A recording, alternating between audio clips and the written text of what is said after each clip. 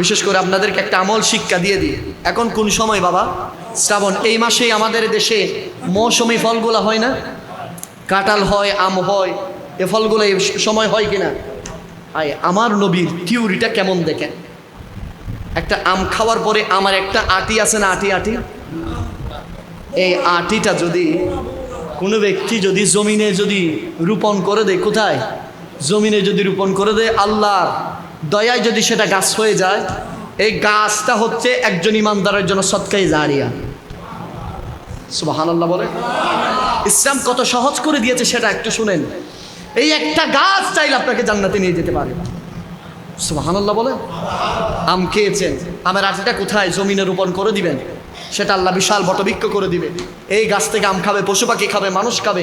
কোন একজন আল্লাহর বান্দা খাওয়ার পরে যদি একবার শুকর আলহামদুলিল্লাহ বলে, এটাই আপনার সদকায়ে জারিয়া। সুবহানাল্লাহ।